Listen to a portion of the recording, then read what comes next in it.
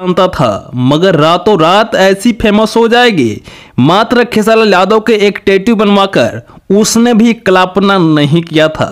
मगर आज जिस प्रकार सौम्या पोखरेल फेमस हुई हैं, हर व्यक्ति के जबान पर खेसारी यादव और सौम्या पोखरेल हैं और बहुत ही जल्द सौम्या पोखरेल खेसारी यादव के मूवी में हीरोइन का रोल करने वाली हैं। भाई ये दोस्त बोलते हैं कि खेसारी लाल का टैटू सिर्फ बनवाने से सौम्या पोखरेल वायरल हो गई है, लेकिन ये ऐसा नहीं है दोस्त, ऐसा बिल्कुल नहीं है। क्योंकि जो भी बंदा फेमस होता है या वायरल होता है वो अपने दम पे होता है, अपनी खूबसूरती पे होता है, अपने टैलेंट पे होता है। तो दोस्त ऐसा बिल्कुल नहीं मानना है कि सौम्या पोखरेल सिर्फ और सिर्फ खेसारी भैया का टैटू बनवाने से ही वायरल हो गई।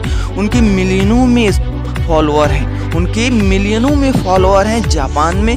दोस्त आप एक बार उनकी आईडी उठा के देख लीजिएगा टिकटॉक पे कि उनके कितने फॉलोअर हैं। दोस्त नेपाल की रहने वाली ये सौम्या पोखरेल इतनी ज़्यादा खेसारी भैया की फ़ैन है, इतनी बड़ी फ़ैन है कि वो कभी भी उनके लिए कुछ भी करने के लिए तैयार है। और दोस्त ऐसा बिल्कुल नहीं कहना चाहिए कि वो सिर्फ और सिर्फ टैटू बनवा के ही वो वायरल हो गई है। दोस्तों वो अपने टैलेंट पे वायरल हुई है। और दोस्त अगर मेरी बात आपको अच्छी लगी और मेरी वीडियो आपको अच्छी लगी तो सुनते रहो एनएस ज्ञान, और चैनल को सब्सक्राइब नहीं किया तो जरूर से जरूर सब्सक्राइब कर लें।